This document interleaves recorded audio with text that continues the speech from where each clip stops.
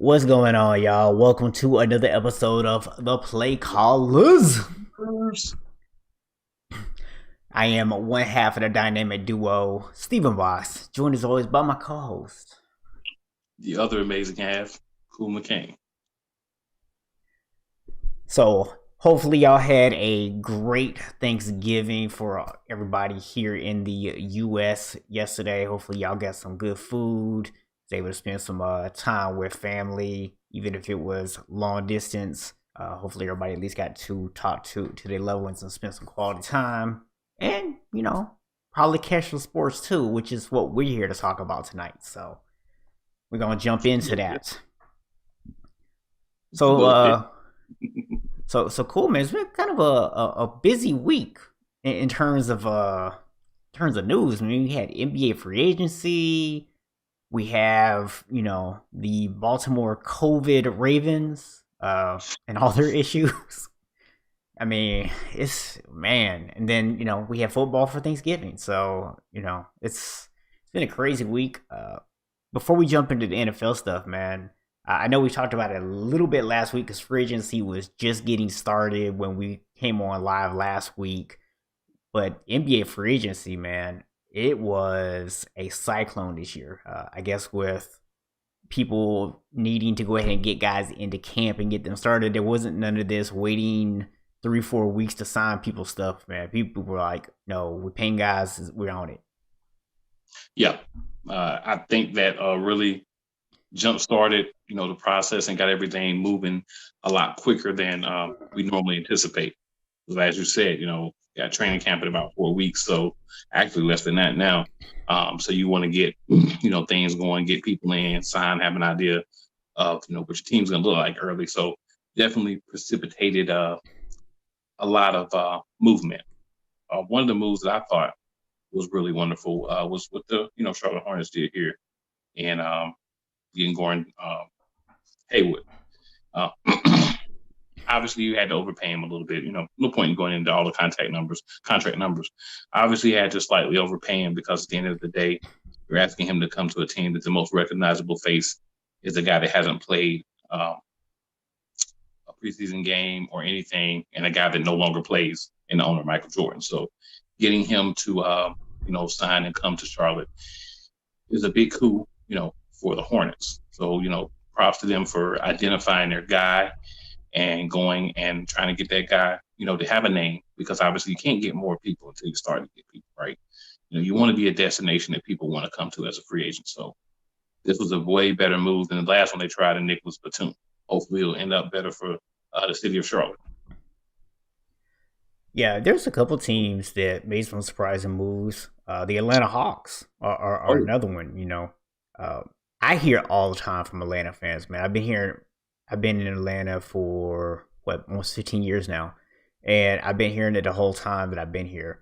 No free agents want to come here. Atlanta needs to do more. We need stars to come here, and this year, man, I think just kind of the matter of guys wanting to go ahead and get signed, in addition to only a few teams having a lot of cap space, actually opened up the door for teams like Charlotte and Atlanta. And Atlanta made some really big moves this offseason. Now, don't get me wrong, Atlanta fans, don't get excited. Nobody thinks y'all gonna win a championship with the guys you brought in, but you should be a solid team, and you might even be able to make the Eastern Conference Finals. We'll see.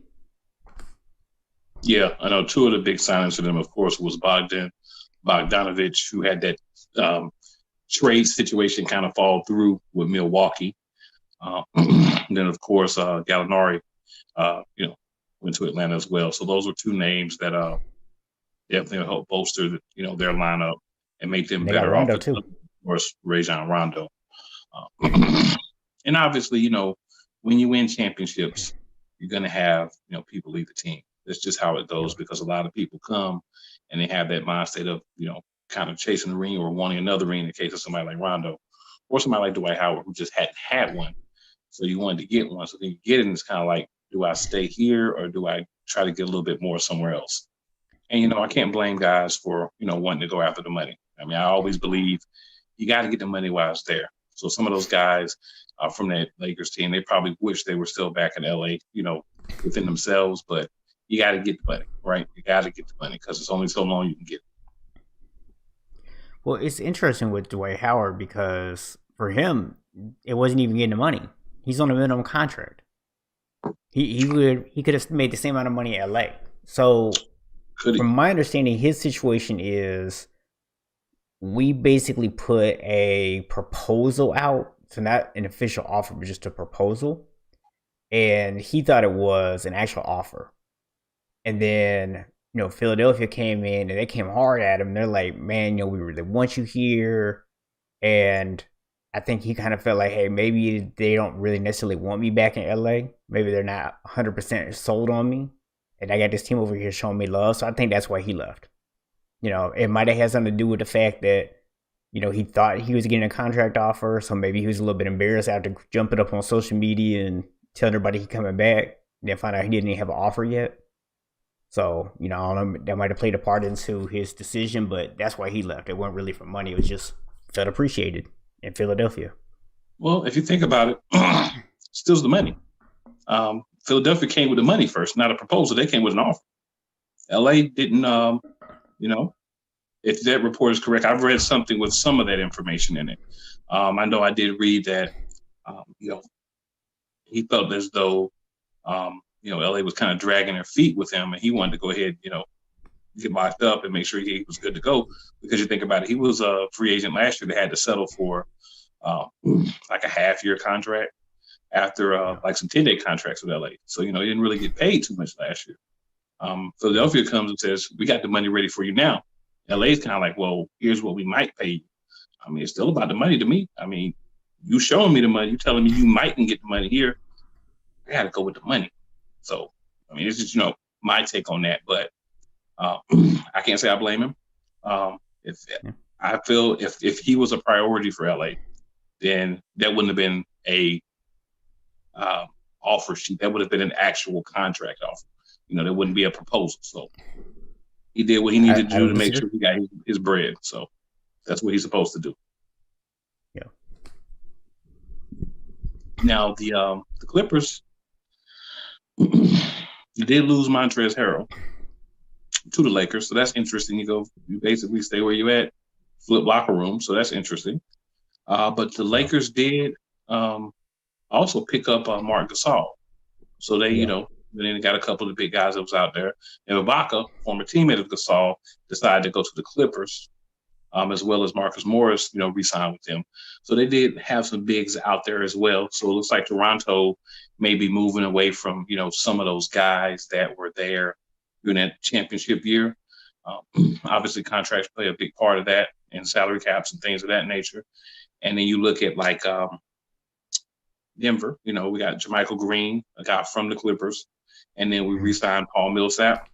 Along with the rookies that we signed, we had to let Torrey Craig go, who was a guy who I was fond of as a fan. But, hey, I mean, he needs to probably get somewhere where he can get a little bit more time. And with the way our team is being built now, as well as, bringing Bol back on a 3-year deal, I think he wasn't going to have a lot of time on the floor. So I never want to fault the guy for saying this situation may be cool and I may like it. But at the end of the day, I'm trying to show what I can do.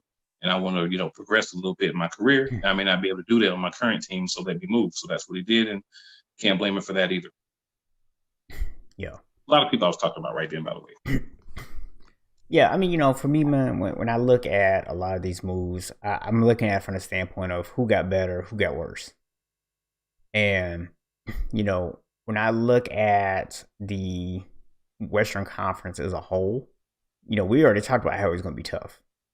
And, LA, I think they looked at it and they said, hey, if we want to repeat as champs, we can't just sit back because the competition is going to be even stronger next year. These other teams, they're not going to just sit back and say, okay, we're good enough. They're going to go out and make moves, and that's what we saw. Everybody went out there and made moves.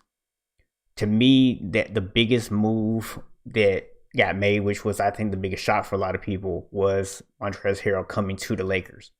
Nobody saw that coming. That was one of those things you didn't see reported or rumored anywhere at all. So that was a huge thing for LA because, number one, you have a guy who can come in and give you more production than Dwight Howard did. And number two, you took away a very productive player from the team that you feel is supposed to be the team you're going to see in the Western Conference Finals. And we saw how that turned out last year, but that's obviously the expectation going into the season that most people are going to have, is those will be the teams that should be representing the West. I know there's some other teams out in the West, including your Nuggets, that definitely feel like they have something to say about that. So I think an interesting team. They did pick up Kelly Oubre as well as some other pieces, but Oubre I think is an important one. Is the Golden State Warriors. yeah. So you get a lot of talk about Golden State. Can Curry carry a team? Draymond Green, is he finished? What are they going to be able to do? Essentially trying to take Andrew Wiggins and slide him into the spot that Klay Thompson had, but have Oubre basically kind of do some of those things. So I find myself wondering one thing. Do we think that Steph Curry, with a full season of playing out without an injured hand, hopefully he doesn't get injured as well, can't put this team in the playoffs? And I say to myself, I would not discount Steph Curry from being able to, with the other pieces around him, put this team in the playoffs. You got Wiseman in the draft, young guy, he's going to come in, energy, defense, around the bucket, he's going to hustle. He's a young guy, he's trying to prove himself. So you're going to get that for a couple of years. Wiggins is a guy that's been a couple of places, never really amounted to anything in any of those places, right? So now you get an opportunity to really get some playing time and possibly even move up the pecking order a little bit without Thompson. We come to Oubre. He's talked smack about Phoenix already since he's been there. So he's a guy that seems like he's got a little bit of a chip on the shoulder. So I'm looking at the core of the team. You add Draymond Green. The one thing that I feel like they're missing is that Iguodala guy on the bench, the guy that's a fringe starter, but's on the bench. I'm thinking if they can find someone to fill that role for them, then I think we have something. Or if someone that's on the team that maybe needed to do more than they really could last year just because of injuries. I think if they can fill that role, they can make some noise out west. And I think a lot of people are sleeping on Steph Curry because they feel like he's just a three-point shooter. And if he doesn't have his splash brother and he doesn't have this and he doesn't have Kevin Durant, he can't do anything. I'll tell you right now, man, this is kind of a former MVP. You don't get there by leaning on other people to get things done. I think this will be a year for him to come out. And he'll have some bad games because a lot of his game is three-point shooting. For him to come out and really show that he's still, Steph Curry with the pop. And I think he will. Yeah, I mean, I think a lot of people do sleep on Steph to a certain extent. And I think some of it is justified, some of it's not. The thing is, people ask the question, can Steph take this team to the playoffs without Klay? And I think it's a fair question because we've never seen Steph do anything without Klay. But at the same time, it's also, to me, a little bit insulting to what he's accomplished. Because there's a difference between saying, can he take this team to the playoffs and should they be considered a title favorite? Exactly. Without Klay, they should not be considered a title favorite. No. But can he carry this team to the playoffs? Absolutely. Yeah. I think that's crazy, too. That he just doesn't, it's like he just doesn't get any props, man. And, like I said, he is a three-point shooter. He's a smallish guard, so I get it. But you think about what's been happening in the NBA. If he comes out and he starts cooking on them shots, but he's shown he'll take the ball to the hole if he's not making the three. So you think about what he's going to bring to that team. He's going to help that team, and I'd be surprised if they didn't make the playoffs. Another team that did make some big moves, Phoenix Suns. Phoenix went out, got Chris Paul. Then they went out sneakily and got Jay Crowder from the Miami Heat. See, Crowder's a defensive guy. He's a 3-and-D shooter, but he's a vet. He's a guy you can plug in lineup. Never had any negative reports and different things about Crowder. So he's a guy who's going to only, make his team better, or at least not deplete from his team by actions and other things. So I think those are two really good, important moves on a young team, bringing in the veteran presence, and who was in the finals last year, had a role on the team, and, the steadying hand of Chris Paul. So I think adding those pieces are going to do nothing but help Phoenix as well. So it's going to be hard, to even make the playoffs in the Western Conference. But that's nothing new, right? That's every year thing. Yeah.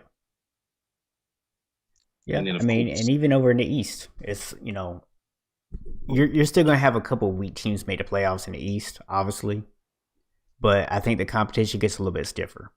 You're gonna have guys who maybe were competing for 6th, 7th, 8th seeds, possibly competing for 3rd, 4th, and 5th seeds this year. So it's going to be interesting because there's definitely some teams that have stepped up their game over there a little bit. Mm-hmm. Not to mention the fact that Miami we saw last year, they're good. Toronto, they're good. Boston's good. Milwaukee's good. So, you've already had 4 teams that already established themselves over in the East. And don't forget, you got a couple other teams building up. There's a 5th team that's good. They weren't good last year, but they will be good this year. Who's that? They've got the best scorer in the game right now coming back, and that's the Brooklyn Nets. Do not forget about Brooklyn with Kevin Durant. Brooklyn. I mean, until I can see Durant and Irving both make it through a season healthy, I just got to have a little bit of doubt. But yeah, if they can stay healthy, that's a team that could definitely make some noise. I'm going to go as far as saying Irving is important. I'm not saying he's not. But Durant's the key. Durant is why I'm sitting here saying that Brooklyn could be one of the best teams. Not because of Irving. Because Irving's been on bad teams. Irving's been on good teams. I'm not saying he doesn't add to that. But Durant's the factor. Now, also, depending on how he is, because he's been out a couple of years with injury, John Wall will be back, which should, make the Wizards a lot better. So we're looking now at about, 6 teams out of the East without even having to think about it that, should at least be somewhere near competing. And we're looking at teams like Atlanta and Charlotte, some of the moves they made. Maybe they can slide into that 7th and that 8th position, or maybe even surprise somebody and be better than we thought. So I think I'm confident in saying that, and don't forget Chicago as well. Mm-hmm. They've made some changes coaching it as well. So I think, they're all going to be there, Philadelphia. So I think the East is going to be not as loaded from top to bottom, because I think you have a separation. You probably have about 9 teams in the East that really have a chance to make it to the playoffs this year, because Detroit spent a lot of money on backups. And whenever you spend a lot of money on backups, I ask myself, why were those guys backups? Jeremy Grant is actually not a bad move for them. That's a guy I would have liked to have kept. But salary cap makes it almost impossible. And, Mason Plumlee. Those are guys who were solid contributors to the Nuggets. They'll be missed. But at the end of the day, they were both, bench players. You're spending a lot of money on bench players. Hopefully you're expecting them to come in and be starters for you. And if the guys that were on a bench on one team last year, you're hoping to come in and start for you, you're probably already a little bit behind some of the other teams. Right. Yeah, I mean, it's going to be interesting, especially with this short off season. It's going to be real interesting to see how some of this stuff plays out. I think a lot of teams are also, especially teams that made it deep into the playoffs, they're going to have to maybe do a little bit of minute management throughout the course of the season, especially early on. So it will be interesting to see how that plays out. And that could open up some opportunities that we might normally not see, because guys are going to be taking some nights off. Oh, yeah. I mean, you even look out west, right? You think about teams that could just make the playoffs. Both of the LA teams, Denver, Portland. Houston looks like Utah. They're trying to make some moves. Utah, doing some things. Obviously, Golden State's going to be back in that mix. Phoenix Suns are going to be back in that mix. We did forget the Indiana Pacers in the East as well. You may have said them. Oh, yeah. But no, I didn't. You're right. Okay. So, yeah, we did forget them in the East while thinking about it. Dallas Mavericks. So there's going to be quite a few teams on the West that are going to be vying for those spots. The Pelicans. Let's not forget about the team. I was going to say, let's not forget about the team the NBA really wants in there. Yeah, full season of Zion. They're expecting him to get that team to the playoffs. That's for sure. Yeah. Sacramento's going to be better.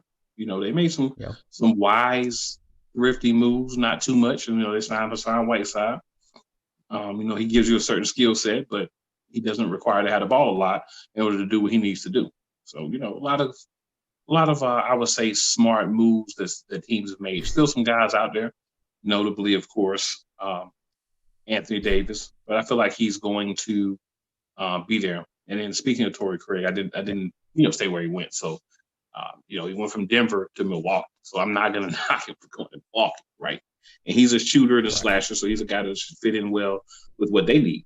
So I think Milwaukee may come out better not getting Bogdanovich in that amount of salary they would have had to tie up to him, and being able to take that and go out and grab some other pieces to kind of go with what Depth. they already have. So I think they're a winner. They've put, I think, well, we haven't seen any games yet. We're looking at the moves they've made. I think they're really trying to separate themselves from other teams on the East. Obviously, the rest of the teams on the East don't want that to happen. But, I mean, you have to make moves based on what you can do and what you have. And, hey, I'm feeling what they're doing. I like it. So, one thing that we talked about last year, and I just want to go ahead and put it out there because, we always talk about how so many sports shows, when they get something wrong, they don't like to come out and admit to it. So I'm going to go ahead and be transparent here and say that I have to give Rob Pelinka his props. There was a lot of controversy involving the whole thing with Magic. I said last year, I was like, I don't know if they made the right decision keeping him over Magic, because especially if some of the stuff is true, you wonder like what's his relationship with the players going to be like, how much trust is going to be there. Then he goes out and hires Frank Vogel, and you're like, why are you hiring Frank Vogel? But hey, Frank Vogel did a great job as a coach last year, did exactly what he needed to do. Really brought a defensive intensity to the team that I haven't seen the Lakers play in a very long time, despite the fact that every coach that's been in LA for the last 6-7 years has talked about bringing defense to it. He's the first one that actually did it. And, it resulted in a championship. And then this year, Pelinka's gone out and basically taken a championship roster and found ways to improve it. So, hey, much props. I questioned the move at the time. I was wrong. Mm-hmm. Well, I told people to watch out for Denver. I told y'all. And a lot of people shunned me. Often waved me to the side. You have to watch what a team's doing, right? You have to watch year-to-year progression. So a team like LA has nowhere to go but down. So you can add more pieces, you can make the team better, but you're the champs. So all you can do is either repeat or go down. You can't be better than being the champion already. So a lot of other teams now are chasing them. I will say that, as a basketball fan, I was curious because my thought all along has been LeBron's the coach, right? LeBron's the final guy. LeBron's the guy when something goes wrong, that he's going over to doing this. Hey, look, him and Rondo and Dwight, I saw a lot of times talking to the other people, the other younger players, or the other players last year. So now Rondo and Dwight are gone. Yeah. So now you got to find not just a replacement for what they do on the court, but you got to find a replacement for the things that they provided for the rest of the team. So that's an important piece that you have to look into when you're replacing players who were leaders on your team. So that's something that I would be interested to see, not just that team, but like Oklahoma City, they got rid of Chris Paul. He was that guy for them. So I'm interested to see when you get rid of these guys, who do you have ready to step into these roles to help? Because one thing I saw from LeBron in the bubble, and I respect it a lot, he was getting on people. LeBron was giving people some verbal jabs, especially Kuzma and some other cats. So you don't have Rondo now to come behind and be like, look, man, this is what LeBron's trying to say to you, but just, he's in the game, he's in his thing. So now who's the buffer, right? That's got to be figured out. Who's the guy for the bigs when they're making a move and they're doing this, they're doing that? Because he's gone. I think McGee hasn't been signed by y'all yet, right? I don't know if he's gone somewhere else or not. I don't think he's been signed by y'all yet. Yeah, no, we traded him. Yeah, so he's gone. That's what facilitated this all trade. But we did resign Markieff Morris. So the thing is, you lost some of those guys that were getting minutes and were the vets in that position. And Morris, he's who he is. Him and his brother, they're a little bit different, but that's something to look to. Like, veteran leadership is very important. I think that's the reason why Denver brought back Millsap. Well, we had other guys who could have, taken that position, but you need that veteran leadership. You need that guy that the team looks up to that understands how to play and knows that. So, sometimes you get away from that, and sometimes it works out, sometimes it doesn't. But that's an important piece to keep in mind when you're looking at a team like the Lakers or lots of other teams that are retooling this year, and you're going to see a very different roster. Who's those guys? Those guys are moving on to other places. So who comes in and fills those roles, and can you get them filled correctly? Because you need those roles in order for your team to prosper. Yeah.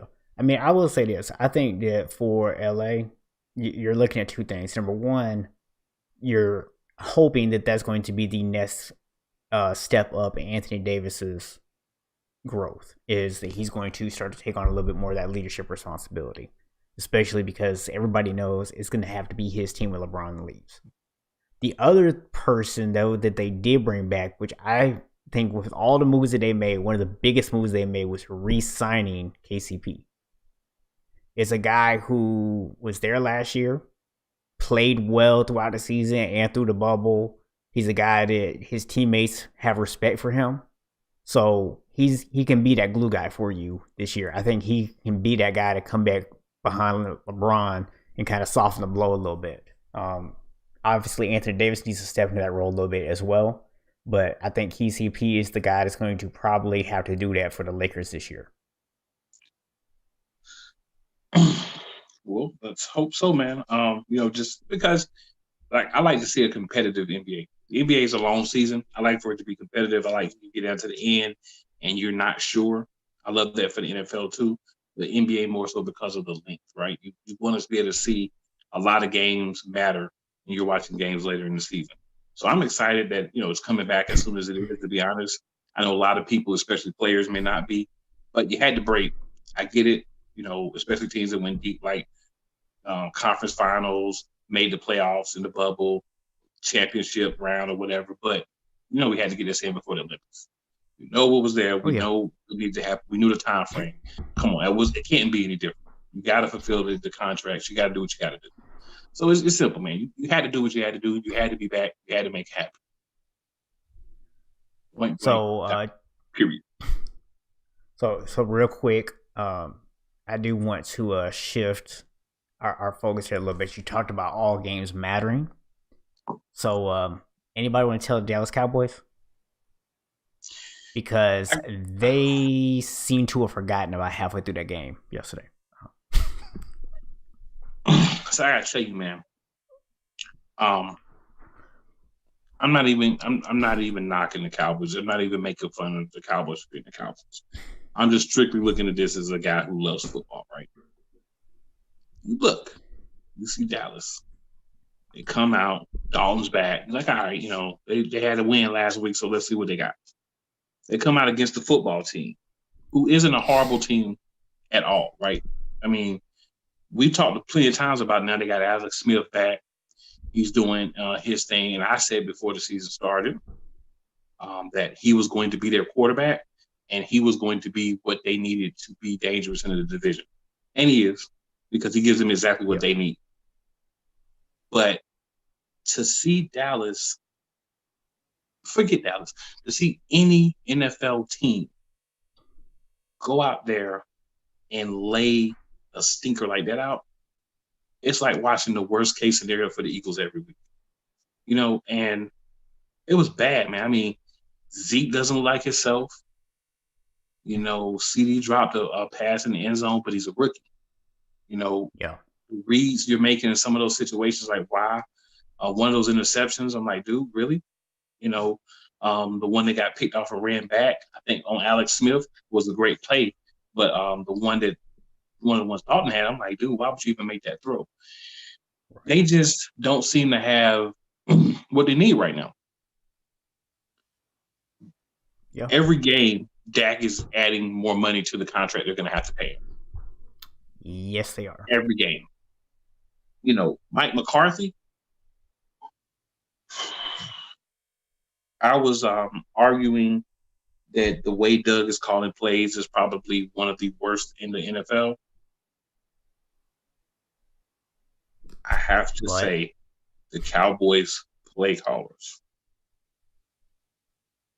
No. Just no. That fourth down play, the whole setup. Watched Undisputed today. Got to catch a little bit of that. And they played that play like 20 times. Right? The end around fake punt. So I'll simply say for that, you got to block for the dude. If it's supposed to be a throw, which they were trying to argue that it may have supposed to have been a throw by how some things played out, you still got to do better than that. The dude has to have someone to throw it to. And the angle he took was horrible because he comes off the screen and goes back like 5 yards when he gets the pitch. That was terrible. And it summed up the game, and it summed up the year for the whole division. Honestly, it's just awful right now. I mean, congratulations to the football team. You did what you're supposed to do. Yeah, I mean, I just look at it, man, and I'm thinking to myself,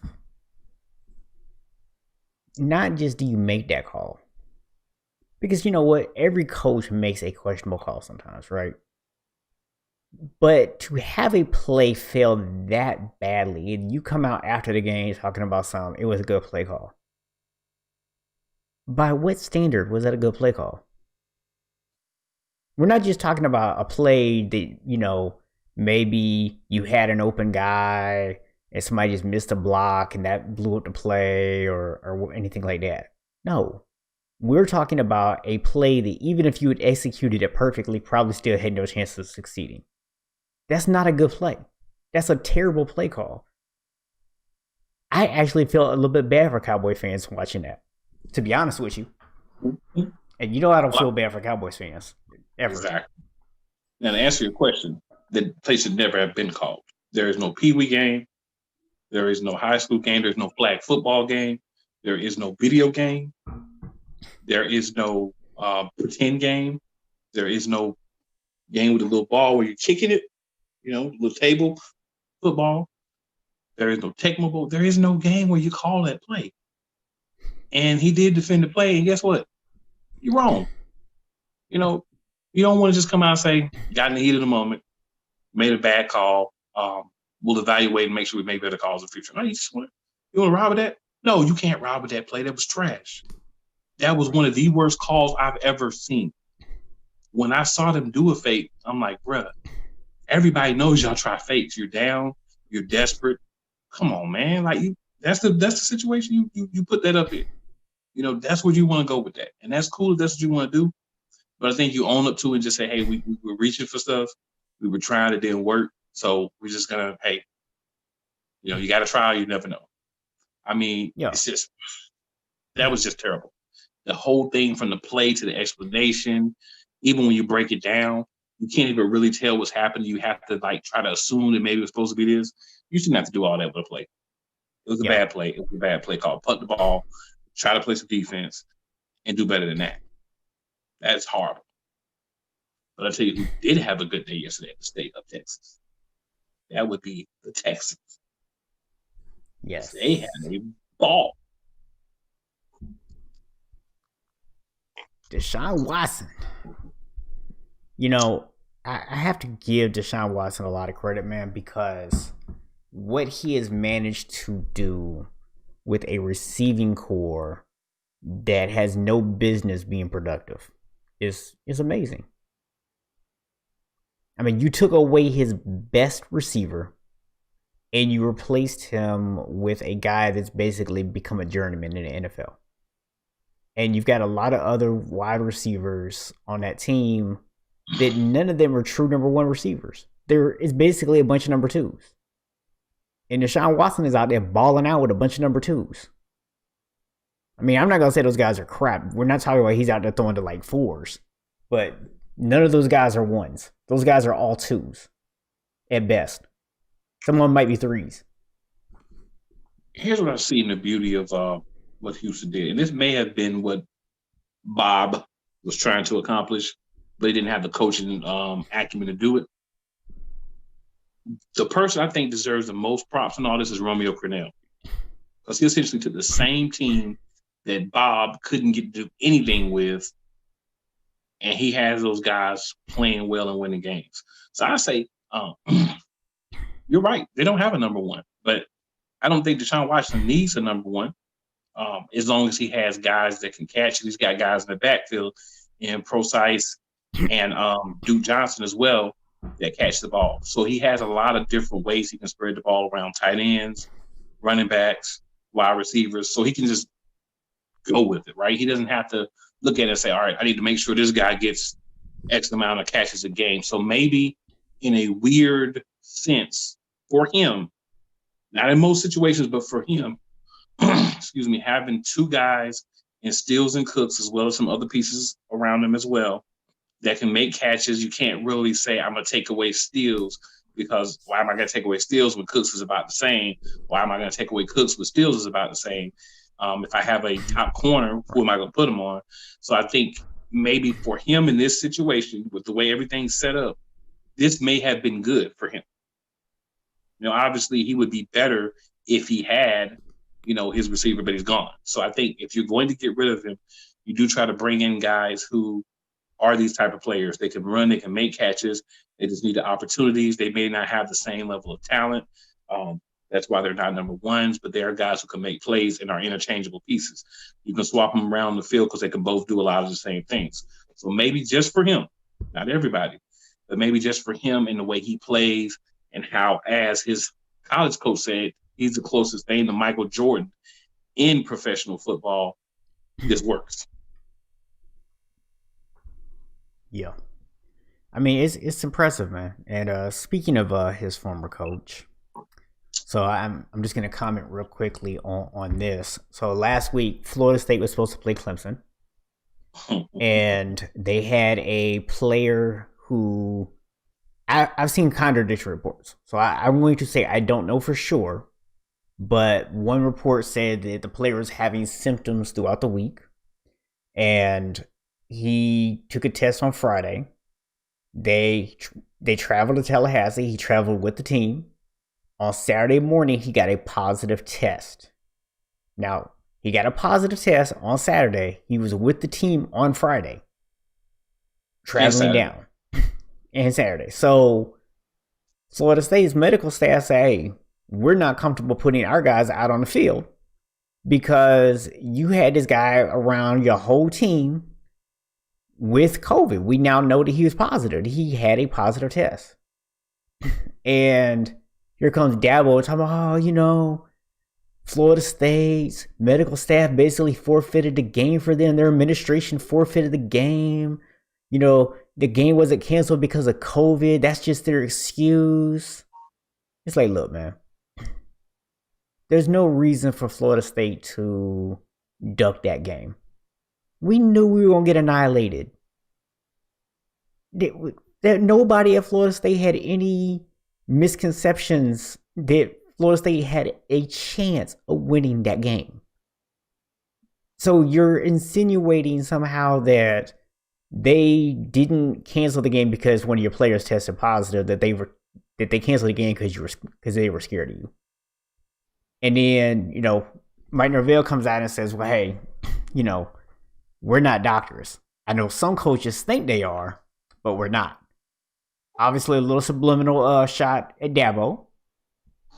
And this is now escalated into like the entire week where like his players now coming out and Florida State players coming out in defense of their coach. And I'm like, bro, this matchup between Norvell and Dabo more interesting than the game would have been. Well, man, I know from what I was reading is that both of the medical staffs got together on a call that they had before every game, and agreed that they shouldn't play that game due to, what happened. I know as a Hurricanes fan for football, this is my college basketball get up here. Miami's not playing because they've had a lot of positive tests. And the last game they played, we barely had enough people to play from positive COVID tests. So all our games have been pushed back for that. So when I look at it, I say, hey, the world that we're in right now, it's better to be safe than sorry. So, Dabo might want to just keep, everybody focused on Clemson. But he knows what's up, man. Come on, bro. You can't play that game if you got a guy to test positive the day of the game and he's been around the whole team. Because no one else can have it. Multiple people can have it. And then it takes time for it to show up. So clearly it's just trying to keep Clemson relevant, keep people talking about Clemson. And it's working because we're talking about Clemson. Pretty much.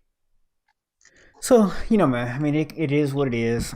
I found it all kind of interesting. I thought it was funny. Apparently what they were wanting to do is postpone the game and try to play either Sunday or Monday. And we're like, no, we're not doing that. So. Yeah. I mean, we got to run. We got a lot of games we got to play in a couple of weeks just to make up. But, hey, I mean, it doesn't make sense to postpone the game a couple of days when you're not sure how many people are going to be affected. You have to be realistic with this, and you have to do what's best for the students as well as the coaches. So give us some time, and let's just let it run through just because of how late you found out, and then just, try to reschedule. Don't be like that, Apple. You know better than that, man. Don't be like that. So speaking of people testing positive, the Steelers and the Ravens game has now been pushed to Tuesday, and Lamar Jackson will not be playing because he has tested positive. Yep, he's been ruled out. Yeah, that's crazy. So that's a tough one for Baltimore. I really don't feel like they have any chance at all of winning this game without him. And it sucks for them. But he's not the only person in that locker room with it, so I don't know what they got going on up there in Baltimore. But it's spreading. They're up to how many people now? It was like 35, I think, people in the organization. Yeah, I was reading and listening to something about that earlier, and apparently, it was Stafford that originally got it, and now he's being punished by the team for it. He had it. Apparently, he came in. I guess even after he knew he was positive, he still came in, and that spread it. So now some of the running backs have it. I think Dobbins and one of the other running backs have COVID as well as Lamar Jackson. So you're going to basically, man, forget all that. Ben Roethlisberger has a 4-leaf clover tattooed on him. Okay? He's got a 4-leaf clover tattooed on him somewhere. And I'm not knocking, like, you can't control the situations around you. But this dude has had a great path to get where he's at now. And this game apparently is going to happen, right? So if this game is going to happen and you don't have, I think it's like 10 to 15 of the actual players so far that have COVID. So if you're not going to have 10 or 15 of your players, then you're probably not going to have some coaches and different personnel. You put yourself in a position where you're already, behind. And you think about how important Lamar Jackson is to that team. He's not going to be out there. I don't even know who their backup is. It's probably RG3 it was one time. I don't know. But it's not someone who's going to be able to duplicate what Lamar Jackson does. So you take it away their most dynamic playmaker, their quarterback, from what's being said, their captain, and all those things off the floor. So you're basically the same as taking Dak Prescott away with less talent around him overall, because their receiving core is nowhere near what Dallas's is. No, but just to draw a comparison. Yeah, but just to draw a comparison. And guess who gets the benefit from this? Being 4-leaf clover Roethlisberger. Well, man, I got to tell you that in my mind, I'm not even gonna spend too much time on this because otherwise I'm gonna go into a tirade. But there was a Thursday night game not too long ago that there was another team missing about 15, 20 people that was made to play on Thursday night against Another team who also has some people who are out with COVID and injuries. And basically, their whole backfield was decimated. So I'm a little tired of the NFL playing favorites and basically changing the rules week to week. And don't give me this nonsense about what we learned from our past mistakes, because you flip flop about every other week on how you want to handle all this stuff. Choose how you want to deal with this and be consistent. The only reason you postponed this game was because there was 2 other games on Thursday. If this had been the only game, you would have made them play. Stop trying to pretend. This is the problem with the NFL. We talked about this in the past when it comes to other things like concussions and other injuries. Stop pretending like you care about player safety. Stop pretending that you care what happens to any of these guys. Stop pretending it's about anything except for money for you. I would respect you more if you just come out and admitted it. Well, man, I will say this, and I actually heard this on local radio earlier. I completely agreed with it from the first time it was said, the first beginning of the statement. I knew where it was going. Completely agreed with it. Essentially, you had 2 trash games that come in because Houston had an amazing game, but the team they played didn't show up. Mm-hmm. The football team had an amazing game. The team they played didn't show up. So we continually, every year, we have Detroit, who has been good how many times in the past 20 years? You can't count them on you can count them on one hand for sure. Yep. And then we have Dallas, who hasn't been good in the last few years. Why are we consistently putting these 2 teams on every Thanksgiving?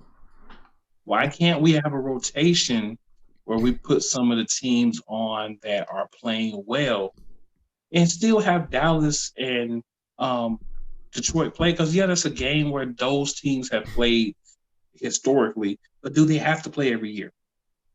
No. And then you took away the night game. Anybody who's a casual NFL fan, they may only watch like Thanksgiving games when they had a Saturday night games later in the season, the Super Bowl, maybe the championship games. Until they watch something else, you gave them 2 of the most trashiest games for the year to watch on a day where they were mesmerized by the TV, sitting there eating food, watching. So congratulations for taking a good game away and giving all the casual fans a reason to say, I don't need to watch any NFL, because that's what you did, and that sucks. Yep. And here's the thing. I'd have to go look and see what all the different teams are, but just as a point of reference, there was an article about why my team, the 49ers, why is it that we never play on Thanksgiving? We have played on Thanksgiving in the past 20 years twice. You want to know what's even worse about that? I want to say they had us around like 18 or 19th in terms of Thanksgiving appearances in the last 20 years. So that means even though we've only played twice in 20 years, that there is still almost half the league this apparently only played once or 0. Yeah, it needs to be more like, you can't 100% project who's going to do well and who's not. But there are certain teams based on how they played the year before that you can feel confident to be able to put on a good game for Thanksgiving. The 2 teams that you want as the cornerstones of Thanksgiving both got the wheels beat off of them. That's not what people who are tuning in, that's all they want to see. It's not what they want to see. That's got to be better than, what we saw yesterday. And without that night game to kind of balance it out. Didn't happen. Did not happen, sir. Not at all. That was terrible, man. That was truly terrible. And I watched both of the games. And, I laughed at the Cowboys because I laughed at the Cowboys. That's what I do. I'm an Eagles fan. I laughed at the Cowboys. But I still was like, dang, man. That was just terrible, though. It wasn't even close to being close. It was just get whooped. And like I said, a casual fan, they're not there for that. So way to grow your fan base. Way to go, guys. Way to go. Well, I see we got about 10 minutes here left, man. So we got to pick up some games this week. We do have to pick some games, man. But before we do that, I do have one thing we need to announce. And that, sir, is guess what's coming up here in just a couple of weeks? December 11th. We will be celebrating the 1 year anniversary of the Play College Sports Talk Show. 1 year since we started, man. 1 whole year. 1 year. And look, I'm going to go ahead Barry Howard style and give ourselves a pat on the back because we pulled this off in the worst year in history. We pulled this off in a year that we didn't even have live sports for 4 months. And we still pulled off being here every single week talking to people. So, boom. I'm hitting one of Barry Howard's, man. Every week. But yeah, man. So yeah, I just want to throw that out there, man. Yeah, I mean, there's some other things we haven't gotten into much. I'm a wrestling aficionado. We haven't really talked a lot of pro wrestling on here. We will. It may not be every week, but I'll be touching on some things moving forward, man. Just want to, talk about what we like, what we gonna do. But yeah, man. A couple of weeks. 1 year. Be ready. And we're going to have some special stuff, too. Believe that. Y'all better know that. But yeah, man. So, perusing through the schedule. I see a couple of games that could be interesting. The first one that kind of catches my eye is Buffalo and the Chargers. The reason this one catches my eye is obviously Buffalo is playing well. The Chargers is like 3 3/4 quarters playing great. That lasts about 4 to 8 minutes of the game. So curiosity, if they can get up on Buffalo or if they can keep it close, can they finally get over their hump with Herbert and start to, win some of those close games? I'm going to say no. I'm going to say Buffalo's going to go ahead and get this win, but I think it could be interesting if they can get a lead and keep it, or if they can make their comeback and not fall apart at the end of the game. We may see Los Angeles do something that they haven't done. That's the Chargers in Los Angeles so far this year. Yeah. Yeah. Excuse me. Man, when I look at the schedule for this week, my first thought was, wow, there's not really that many good games this week. A lot of these, I almost feel like they're no-brainer picks. But what you got to kind of start looking at is what are some of the intriguing matchups? What are some of the things that might be going on within those games that might be interesting? And so, when you look at the Chargers, you're looking at a young team that is in games, but they're finding that it's hard to figure out how to win those games. Yep. And if they're going to take that next step, at some point they have to make that flip and figure out how to win one of these games. Mm-hmm. And Buffalo's one of those teams that's good, but they're not great. Buffalo's one of those teams that you could potentially flip on because their defense is good, their offense is solid. They're just an overall solid football team, but they're not a team that shows up and beats you down every single week consistently. They're a team that has good weeks and they have bad weeks. So this could be the week that the Chargers could flip it, man. We'll see. Yeah, it definitely could be. What I think is one of the better matchups of the week is Tennessee and Indianapolis. Mm-hmm. It's a game that just happened, I think, 2 weeks ago, if I remember correctly. A couple weeks ago. But payback is on Tennessee's mind. Colts are trying to sweep this. I think Tennessee's going to go ahead and do what they need to do this time. I picked them last time and they let me down, but I think they're going to get it done this time. But Indianapolis has shown that they know how to beat them. They possibly have a blueprint, but I'm still going to go Tennessee. I feel confident. Well, I picked Indianapolis last time, and I picked them for a very specific reason. But I'm going to apply my rule. I know you have a lot of rules for picking, so this is one of my rules. When two teams are pretty evenly matched, or one team is a little bit better, I always assume that they will split the season. So with that, I'm going to go Tennessee. It's interesting. That's my rule. Yep. Another game, it's not necessarily two great teams playing, but I think it's interesting in what's going to happen with these two teams moving forward is the Panthers and the Vikings. Because the Panthers are better than most people thought they'd be, even here in, Charlotte. I mean, I talk to people that are Panthers fans when I go watch games and stuff, and they're like, yeah, they're better than I thought they would be this year. I thought they would be, worse. So if they can continue to do that, they had a good win last week with their backup quarterback. Bridgewater should be back this week. There may be a chance that McCaffrey's going to play. They had ruled him out completely earlier, but now there's a chance he may play. Minnesota has pretty much morphed themselves into Dalvin Cook's team, and the other pieces kind of do what they do. But they still find a way, even with Cook playing as well as he did, especially last week, for Jefferson and Thielen to get off. And right now, Thielen's going to be out due to COVID. They're saying it's a false positive, but they didn't have all the information to confirm that it was a false positive in time for him to play. But even with that, you still have the guy who should be a Philadelphia Eagle, Justin Jefferson, and some other guys out there that could still, make things happen. Jefferson would obviously be the number one target. So the concern for me for Minnesota, and why I would pick the Panthers in this game, is the quarterback. Minnesota's quarterback, Kirk Cousins, he's one of those guys that he'll lose as many games as he'll win you with bad plays as far as picks, it's reading defenses, things like that.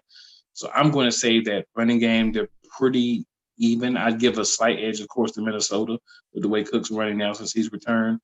Wide receivers wise, with their full complement, I think Carolina's just as good as Minnesota without Thielen, maybe even a little bit better. But I think that Carolina's going to be able to disrupt Minnesota enough in the passing game to get a couple of bad plays out of Kirk Cousins, whether they're interceptions, whether they're overthrows, underthrows, or a fumble or something. They'll be able to generate enough solid defense that I think the Panthers are going to win this game. Yeah, it's going to be one of those games, like you said, it's two teams that their records don't really look that great, but both teams have looked pretty good at times this year. So while it's not a game that most people are going to care about, and it's probably not a game that's going to decide any kind of playoff seedings or anything like that, it is a game that should be pretty interesting to watch. You have two teams, I think they're pretty evenly matched. I think this is going to be one of those things that comes down to maybe health. If the Panthers do get McCaffrey back, if Bridgewater is back and he's 100%, I would give them the edge. If they're missing either one of those guys, as long as Minnesota doesn't do anything stupid like ask Kirk Cousins to go throw the ball 30 plus times in the game, they should be fine. They should be able to win. So Billy V is going Vikings. Hey, I mean, like I say, man, I don't I think as long as they're smart and they hand Dalvin Cook the ball, they have a good shot at winning the game. If you look at me in my eye and tell me that handing Dalvin Cook the ball right now doesn't give you a chance to win, we have nothing else to talk about. Nothing. Well, man, the question isn't does having Dalvin Cook give you a chance? The question is, will they be smart enough to do it? That is a good question. Yeah. Now, of course, there is another game that's a big matchup that some people think may be a preview of the Super Bowl. And that's the Kansas City Chiefs and the Tampa Bay Buccaneers. Who you got? Well, I'll tell you what I got. I got a bunch of people who are apparently not watching much football if they think that the Tampa Bay Buccaneers are going to be represented in the Super Bowl. Because it's not happening. What do you mean, man? It's Tampa Bay. What are you talking about? Listen. Tom Brady is old. That's basically the simple version to explain Tom Brady's struggles. He got old. Father Time caught up. Congratulations, you had a great career. It's over.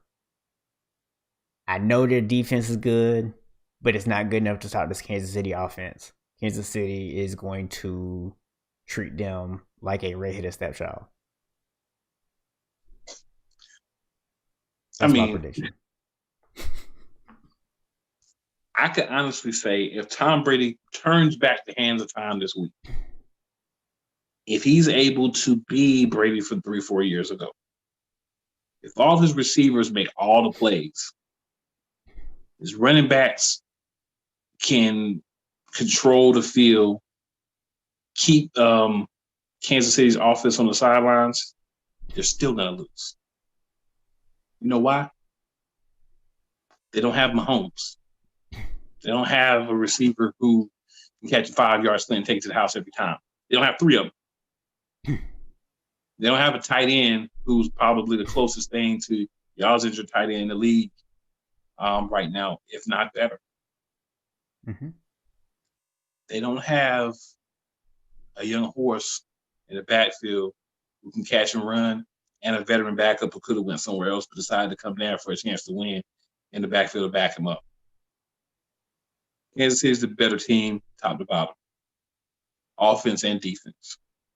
If they lose this game, something went wrong for them, and something went extremely right for Tampa Bay, or as I love to refer to them, Tampa Bay. So I don't see a scenario where Tampa Bay wins this game. So I'm definitely going Kansas City all the way. Mahomes he can struggle. Like David Carr, for instance, he gives him struggles because of he's mobile, he's got as many weapons, and they've got the reemerged Nelson Aguilar is another threat for that team. Defense is good. They got him to turn the ball over. Turned over twice against him. He hasn't turned over against anybody else. You're not the Raiders. You're not going to beat Mahomes. I'm so sorry for you. Not really, but you're not. Accept it and move on. Kansas City. And I will just add this. Not only is Tom Brady not able to do what he used to be able to do, but you also have to look at what I said in the offseason when Tom Brady went to Tampa. I said on the show, go back and watch it, that Tom Brady was not going to be able to run the offense that they really want to run in Tampa. He no longer has the ability to get the ball down the field. Those guys that they have at wide receiver in Tampa are downfield receivers. Tom Brady wants to throw quick little 2 to 5 yard slants, get the ball out of his hands, and he wants those guys to run after the catch. Those are not run after the catch receivers. He is not a good fit for the offense. They paid him all that money, and Bruce Arians is a hard-headed person who refuses to run an offense that his quarterback is capable of running, and then he stupidly goes out and badmouths his quarterback to the media on national television. So not only is that team not making the Super Bowl, I don't even know if they're going to make it out of the first round of the playoffs because I'm pretty sure that team is going to implode by then. And Billy V, I agree with you as well. You're speaking our language, man. KC all day. It's crazy. I expect a blowout, to be honest with you. I'd be surprised if it's close. I expect a blowout. We might find out who Tom Brady backup is by the end of this game. Isn't it like Glennon or somebody? I don't know. I don't even know, man. Isn't it supposed to be whoever Jameson was last year? But dude, I'm still laughing about that meme I sent you about when they showed Tom Brady 1-3 in prime time. He got as many touchdowns and interception, and Jameis just sitting there like, really? This is who y'all replaced me for? Yeah, man. That was what y'all spent all that money on. All the bad games, I think they're right. The good games, I'm like, okay, Tom, it is what it is. But if you're really looking at it, man, he's not doing too much more than what Jameis Winston was doing there. But he got that rep 30 for 30. Once you get that rep, it's just like Wentz. He got that rep. They call him walk it to him. when you get that rep, man, it's hard. There's a lot of quarterbacks that need to step their game up for the rest of the season. Taysom Hill better show something this year too, because Drew, I don't think he's going to be back after this year. I don't think he's going to be back this year. I think Drew Brees is done. He might be done, man. I mean, he broke what, like 6 ribs or something? Yeah, man. And I told you last week, bro. The irony of that was the defender was actually trying to fall to his side because of the rule, and he cracked all the new ribs trying to fall to the side. I'm like, you end up getting hurt because of the rules that are supposed to be protecting you. You would have got less hurt if the dude he just landed on you. You just pancaked you. You've been less hurt. I think Drew should have hung it up after last year. And I think that's what he's like. This is what's happened. You kind of just stretched it out a little bit too long. And, it just didn't end well for you. I mean, he got hurt last year, so he probably would have stopped last year. But he got hurt, so he's probably going to try to come back and, give myself a good send-off or whatnot. But yes, it's time for quite a few of these older quarterbacks to go ahead and step to the side, man, and make room for these young boys. Yep. We got some exciting young quarterbacks in the league right now, man. It's time to go ahead and get in their rub and just let them get their shine, because these older quarterbacks, man, they just, they were great, but the word was past tense. They were great. You hitting that 40 plus, it's time to give it up. I don't care who you are. Man. Hey, look, man, we both over 40. That's why we sitting in these chairs hosting a sports talk show instead of being out there on the field or court playing. You know what I'm saying? That's why we here. That's why we in our little offices in front of a camera. And Breeze already got a job lined up. Right, and that's where Drew Brees need to be next year too, in the office in front of a camera. You can come on this show if you want to. Yeah, come on, Drew. We'll have you. We like you. Ain't nothing wrong. We ain't got nothing against you. Just time for you to hang it up, man. That's all. Let's keep it real. Yeah. Well, man, with that, man, I see we are a little bit over time, so we're going to go ahead and wrap it up for the night. Appreciate anybody who tuned in live with us tonight. Make sure you hit that subscribe button down there in the bottom right-hand corner if you've not already done so. And if you're tuning in on replay, we still appreciate you. You can feel free to drop your comments in.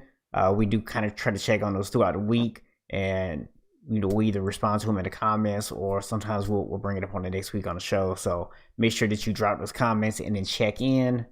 And then don't forget, coming up 2 weeks from today, we're going to be celebrating that 1 year anniversary of the Play College Sports Talk Show. So excited about some of the changes that are coming up. Might have a little sneak peek for y'all next week. We'll see. I don't know. Well, we'll see. I don't know. We might give it to you. We might make you wait an extra week for it. We'll see. Who knows? But cool, man. How do we do this? Oh yeah, that's right. Even the sun goes down. Heroes eventually die. And horoscopes often lie. But sometimes why? Nothing is for show. Nothing is for certain. But until they close the curtain, it's him and I. The play callers. Y'all better know that. Yeah. Charlotte, North Carolina, the ATL. Jail. 8:30 p.m. Eastern Standard Time next week. Holla.